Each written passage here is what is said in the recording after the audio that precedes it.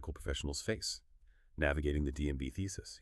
Anyone's starting serious academic research, especially in medicine, knows that feeling, right? The sheer amount of information, the pressure. It can feel overwhelming. How do you even begin to turn that mountain into, well, a focused, impactful piece of work? So our mission today is to give you a clear roadmap. We're going deep into the journey of writing a DNB thesis that's the Diplomate of National Board. And look, this isn't just about writing a paper. It's about contributing, genuinely contributing to a field that's constantly changing, constantly evolving.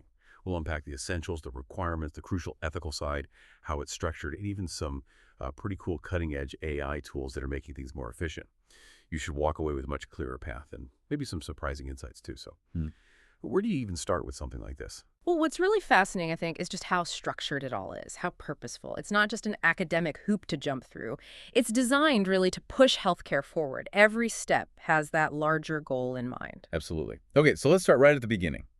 Why research matters in medicine, especially for this DNB thesis? Right. At its core, the thesis is, well, it's a written piece based on original research you've done. It's a requirement for getting that higher medical degree. A non-negotiable part of the training. Exactly. And it does a few key things. It gets trainees familiar with research methods, how to actually do research. It sharpens those crucial skills in looking at new knowledge critically, figuring out how to use it, and really understanding the published literature out there. And let's be practical, the career benefits are real too, right? Yeah. A strong thesis looks good on the CV. Oh, absolutely. It significantly boosts your profile, whether you're looking for opportunities here or thinking about going abroad. It really does open doors. So if we zoom out a bit, why is research in general so vital in medicine? It's not like physics, is it? No, it's not an exact science in the same way. Medicine is constantly evolving. We're deep in the era of evidence-based medicine, EBM. That means we need to be constantly generating new data to check if what we're doing is actually the best approach for patients. The research is the foundation for improving care. Precisely. It lets us evaluate new knowledge, see what works, and bring that into practice. And crucially, it helps us tell the difference between solid, reliable studies and frankly, predatory or just weak research. That's more important than ever with the flood of information online. Yeah, filtering the noise. And for academics, policymakers, it's essential. Indispensable. You need to be able to weigh the evidence. Okay, so that leads to maybe the first big hurdle. Selecting a thesis topic. Knowing why is one thing, but deciding what? What's the typical sticking point there? I think the biggest challenge is often finding that sweet spot between something you're genuinely interested in and something that's actually doable. Practicality is key. Feasible and economical, you mean? Exactly. Feasible, economical. You want a topic that's current, something evolving. It needs to be time-bound. You don't have forever. And it should let you learn some modern skills along the way. So digging up old, settled questions is probably not the way to go. Definitely avoid outdated stuff. You should be looking at publications from, say, the last 3 to 5 years. A really good strategy is to look for gaps or limitations that previous studies have actually pointed out. So building on existing work. Yes. And importantly, this decision shouldn't be made in isolation. It needs to be a consensus, a real discussion between the guide and the student. You have to clearly define the problem, understand why it matters now, and know what's already out there. This is where it gets really interesting, I think. It's not just doing research, but critically thinking about what research actually needs doing. So if someone's stuck, how do they generate ideas beyond just reading journals? Keep an open mind, definitely. Search the literature, of course, but also think wider. Scientific meetings. Great source of fresh ideas. Talk to people. Colleagues, mentors, even people in other specialties might spark something. Cross-pollination of ideas. Exactly. Look into smaller projects, maybe see what funding agencies like ICMR are prioritizing with their thesis grants. The main thing is to be observant, be imaginative. Always question what you read. Ask why. Ask what if. And that research question itself needs to be sharp, right? Absolutely. Clear, concise, and crucially answerable. You need to be able to realistically find an answer within the scope of your thesis project. Connecting this back, that skill spotting, a real knowledge gap, and framing a question you can actually answer, that's got to be one of the most valuable takeaways for any doctor, long after the thesis is done. I completely agree. It's about becoming someone who contributes to medical knowledge, not just consumes it. Okay, so you've got the why sorted, you've hopefully nailed down a compelling what. Now we need the how, the plan, the rules of the road. Let's talk about the thesis protocol. The operating manual, as you called it. What goes into that? Right, the protocol. It's basically your detailed study plan. It needs to cover the background, lay out your specific research question, your main aim, your precise objectives, and then the detailed methodology, how you're actually going to do the study. So it's the blueprint. Exactly. It's the operating manual you'll keep coming back to. It acts as a bridge, really, connecting everyday clinical practice with the rigors of biomedical research. It helps you hone problem-solving skills and think about how your findings might eventually be used. And the crucial bit, it needs approval. Absolutely critical. This protocol must get the green light from the Institutional Ethics Committee, the IEC, before you even think about collecting any data. Which brings us squarely to research ethics. This isn't just box ticking, is it? It's fundamental. Oh, completely fundamental. Ethical conduct isn't optional. It's an essential requirement through the whole process, research, and publication. And the primary responsibility for making sure that happens. That falls on the thesis guide. What kind of issues are we talking about? Well, serious things, plagiarism, obviously. Any kind of distortion of the research process, fudging data, anything like that, NBEMS views that extremely seriously. NBEMS being the National Board of Examinations in Medical Sciences. Correct. Also, not maintaining data confidentiality is a big one. It's all taken very seriously. And just to reiterate, ethics committee approval is mandatory before the study starts, full stop. Okay, so the Institutional Ethics Committee, IEC, is the gatekeeper here. What makes up an effective IEC? Well, every DNB institution must have one, and its approval is mandatory. These committees are set up to be independent and thorough. They need to be registered with the Department of Health Research through a national registry. And who sits on them? Is it just doctors? No, and that's key. They're multidisciplinary and multisectoral. Ideally, about half the members should be from outside the institution to ensure independence. You need a mix, medical, non-medical, technical, non-technical people, usually around 8 to 15 members total. The diverse group for checks and balances. Exactly. Their job isn't just the initial review. They also do ongoing monitoring of approved studies, always focused on the welfare and safety of any participants involved. They're safeguarding the integrity of the whole process. That makes sense. So for the trainee, what about the nuts and bolts, the IEC submission, and those strict timelines? Sounds a bit daunting. It is structured, and yes, the deadlines are very strict. You need to submit the full package, your protocol, obviously, plus things like the patient consent forms, patient information sheets, data collection forms, a cover letter, basically everything related to how you'll interact with participants and data. And how long does approval take? You need to allow time. Committees usually meet about once a month, so plan for maybe 4 to 8 weeks for the review process. And remember, this approval has to be in hand before you collect any data at all. And the DNB timelines themselves, you mentioned they're tight. Extremely tight. For a typical 3-year course, your protocol usually has to be submitted within the first 180 days. That's about 6 months from joining. 6 months, wow. Yep. And if you miss that deadline for submitting the protocol or later miss the deadline for submitting the final thesis, there are penalties. Serious ones, like being ineligible to even sit for your final theory exam on time. That's a huge consequence. Can you walk us through a sort of typical timeline example? Sure. Let's say you join a program on June 20th, 2025. You'd realistically need your protocol finalized and your IEC approval sorted by around December 20th, 2025. Okay, 6 months. Then your main study period recruiting patients, collecting data, might run from, say, January 2026 through maybe May 2027. That's roughly 18 months. Then analysis and writing. Quick turnaround. June and July 2027, roughly. And your final thesis submission would likely be due by August 20th, 2027. So from getting approval to final submission, it's a very focused 2-year sprint. So the takeaway is crystal clear. Ethics and deadlines aren't suggestions. They're hard stops. Understanding this upfront must save a lot of headaches down the line, right?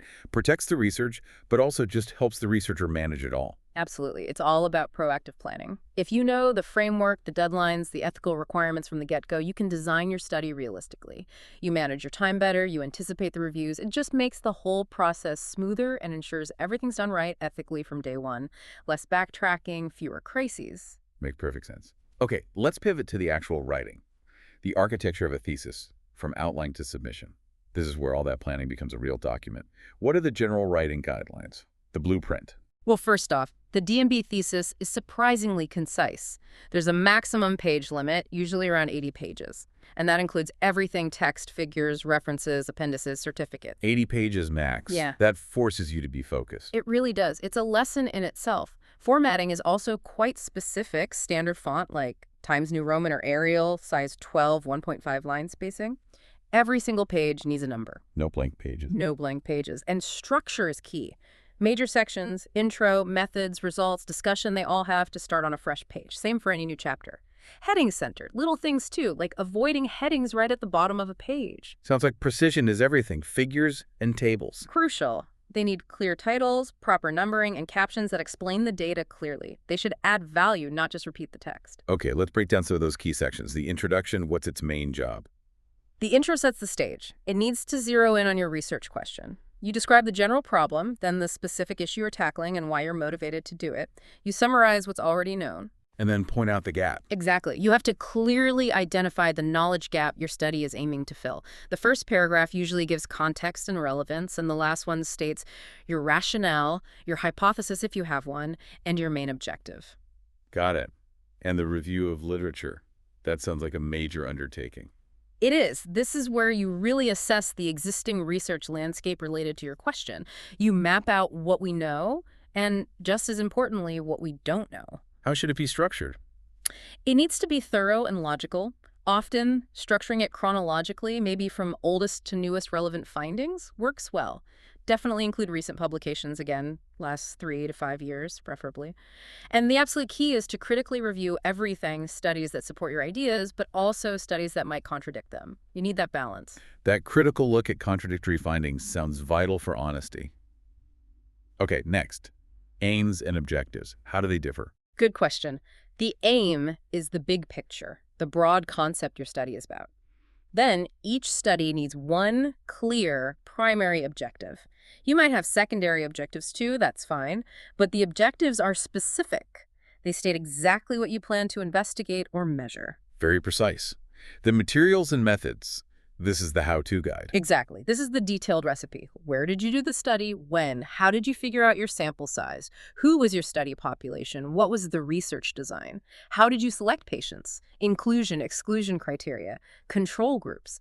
All the critical steps you took, it needs to be detailed enough that someone else could, in theory, replicate your study. Right, reproducibility. Then the results section. Keep it brief. Very concise. Just state what you found. Objectively, you need to mention the level of statistical significance, the p-value, like p less than 0.05. Use tables and graphs effectively to show the data visually. But don't just repeat the same info in the text. Correct. They should complement the text, not duplicate it. Okay, and the discussion section. This is where you interpret it all. Yes. This is where you make sense of your findings. Why did you get these results?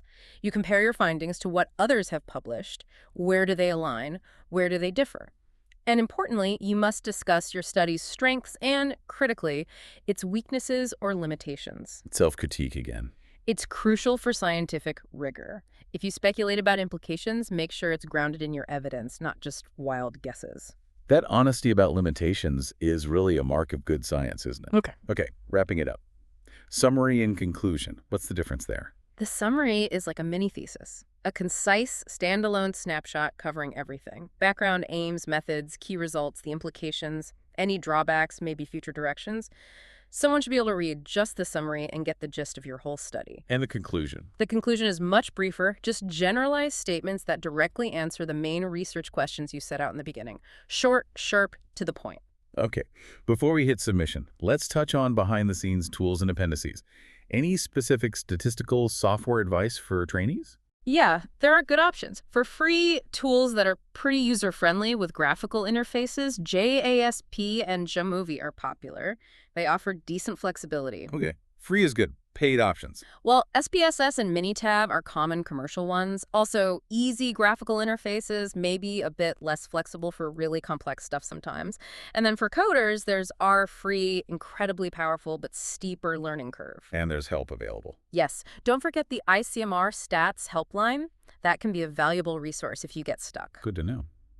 What about references and annexures? Any specific style? Vancouver style is generally preferred by NBEMS for referencing. And a word of warning, get the referencing wrong, and your thesis could be rejected or sent back for major corrections. It needs to be meticulous. Okay, attention to detail is key there. And the essential annexures. You'll definitely need your ethics committee approval letter, often a Gantt chart showing your timeline. Your case report forms, CRFs, the informed consent forms, ICFs, patient information sheets, PIS basically, the core documents of your study's operation and ethics. Right. And finally, the actual submission. Soft copy first. Yep, there's an online upload process to the NBE website. You'll need your photo, signature, the full thesis as a PDF, usually under a certain size limit, like 5 MISI, a signed declaration form, the EC approval letter again, and other forms. And the final submission to NBEMS, hard copy. Yes, a properly bound hard copy, along with a summary and the online form you filled out. That declaration stating the work is original and yours, the bona fide certificate, is absolutely essential, signed by relevant authorities.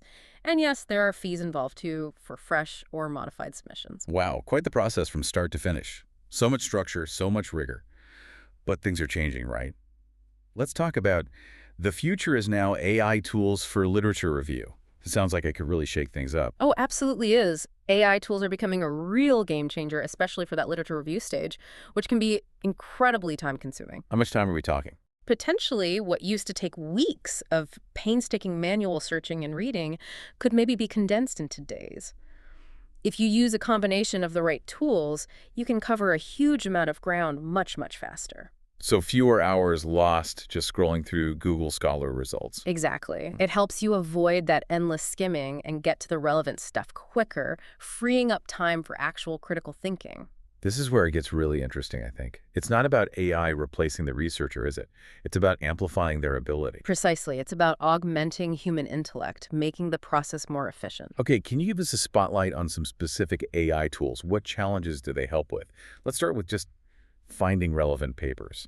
Right. The sheer volume is overwhelming. A great tool here is Semantic Scholar. It's a free search engine built just for research papers. It has something like over 200 million indexed.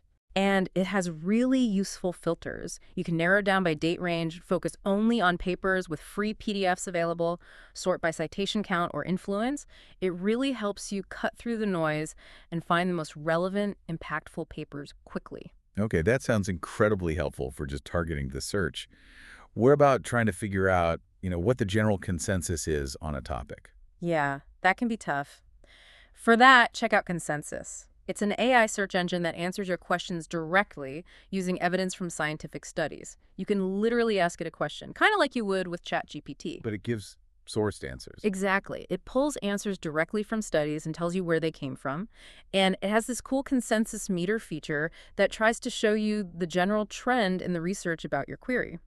Really useful for getting a quick snapshot of the field's thinking. A consensus meter. Yeah. I love that. Oh, okay. What about discovering new connections, finding papers you might not have thought to look for? For discovery, ResearchRabbit is fantastic. It's another free tool. Its main thing is creating these interactive visual maps, like a graph, showing how research papers are connected through citations. So you can see who cited whom. Yes, and you can click around on this map, explore related papers, see key authors in an area, follow citation trails. It's a really intuitive way to see the bigger picture and stumble upon relevant work you might have otherwise missed, like a visual web of knowledge. That sounds brilliant for broadening your search. Now, what if you've already gathered a bunch of papers? How can AI help manage your collection? That's where something like SciSpace comes in. It's a multifunctional tool. One really powerful feature is that it lets you ask questions directly to your own library of uploaded papers. So you upload your PDFs. Yeah, upload them directly or import from a reference manager like Zotero or Mendeley. Then you can ask it specific questions like, what methodologies did these papers use for X? And it will find the answers within those documents. Super helpful when you're trying to finalize your methods or write your introduction. Being able to query your own curated library. That sounds like a superpower. Okay, one more. Perplexity. Perplexity is quite versatile. You could use it at pretty much any stage. It works a bit like ChatGPT again, providing summarized answers to your questions. But the key difference is it always includes verifiable sources for the information it gives you. Ah, so it shows its work. Exactly. You get the summary, but you also get the links to the papers it drew from. This is great for tracing an idea across different sources and grabbing direct citations. Really helps with academic integrity.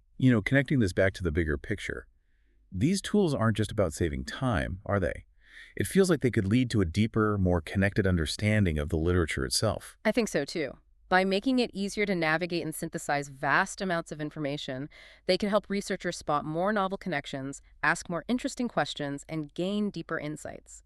You spend less energy on the mechanics of searching and more on the actual thinking and analysis. What a journey. We've gone from the absolute basics, the why of a medical thesis, the non-negotiable ethics, Right through the nuts and bolts of the structure, the timelines, the submission process. all the way to these incredible AI tools that are really changing the research landscape. Yeah, and I think the main takeaway is, yes, the DNB thesis is rigorous, it's demanding, there's no getting around that. But it's also a very structured, ethically sound process, and now it's technologically enhanced. Understanding that whole system, the rules, the tools, the purpose, that's a huge advantage for anyone starting out. Absolutely. Demystifies it, gives you that roadmap we talked about. So here's a final thought to leave you with. With these powerful tools making discovery potentially faster and more accessible, and with a clear understanding of the rigorous process involved, how might this next wave of medical research not just inform healthcare, but fundamentally transform it, making breakthroughs happen quicker, perhaps? Something to think about. Thank you for joining us on the Deep